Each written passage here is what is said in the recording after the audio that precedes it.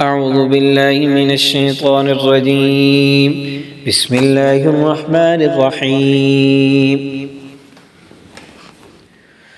الرحمن علم القرآن خلق الإنسان علمه البيان. الشمس والقمر بحسبان والنجم والشجر يسجدان والسماء رفعها ووضع الميزان ألا تطغوا في الميزان وأقيموا الوزن بالقسط ولا تخسروا الميزان والأرض وضعها للأنام فيها فاكهة والنخل ذات الأكمام والحب ذو العصف والريحان فبأي آلاء ربكما تكذبان خلق الإنسان من صلصال كالفخار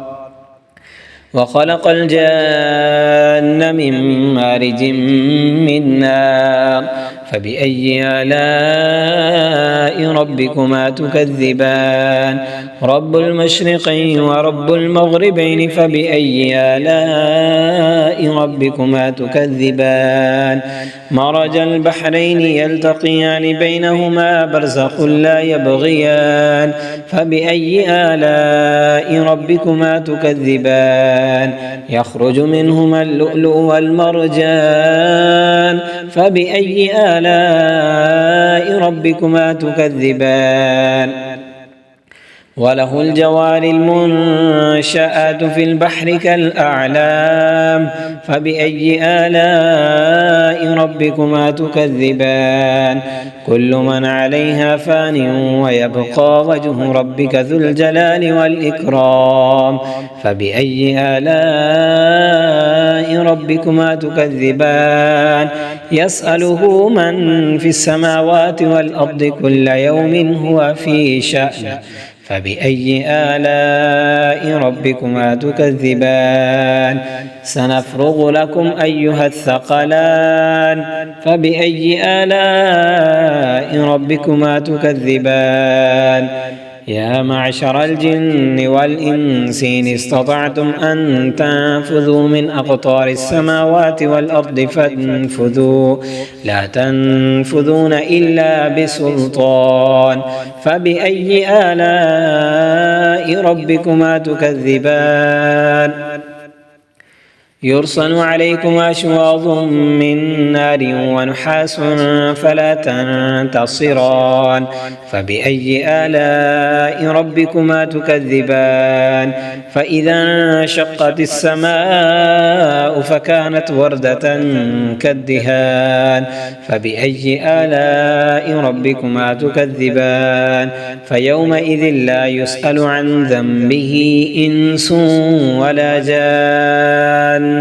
فبأي آلاء ربكما تكذبان يعرف المجرمون بسيماهم فيؤخذ بالنواصي والأقدام فبأي آلاء ربكما تكذبان هذه جهنم التي يكذب بها المجرمون يطوفون بينها وبين حميم آن فبأي آلاء ربكما تكذبان ولمن خاف مقام ربه جنتان فبأي آلاء ربكما تكذبان ذواتا أفنان فبأي آلاء ربكما تكذبان فيهما عينان تجريان فبأي آلاء ربكما تكذبان فيهما من كل فاكهة زوجان فبأي آلاء ربكما تكذبان متكئين على فرش بطائنها من استبرق وجنى الجنتين دان فبأي آلاء ربكما تكذبان فيهن قاصرات الطرف لم يطمثهن إنس قبلهم ولا جان فبأي آلاء ربكما تكذبان كأنهن الياقوت والمرجان مرجان فبأي آلاء ربكما تكذبان هل جزاء الإحسان إلا الإحسان فبأي آلاء ربكما تكذبان ومن دونهما جنتان فبأي آلاء ربكما تكذبان مدهامتان فبأي آلاء ربكما تكذبان فيهما عينان نضاختان فبأي آلاء ربكما تكذبان فيهما فاكهة ونخل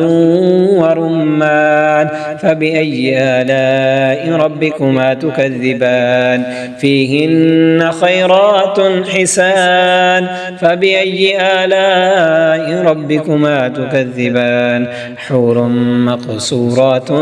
في الخيام فبأي آلاء ربكما تكذبان لم يطمثهن إنس قبلهم ولا جان فبأي آلاء ربكما تكذبان متكئين على رفرف خضر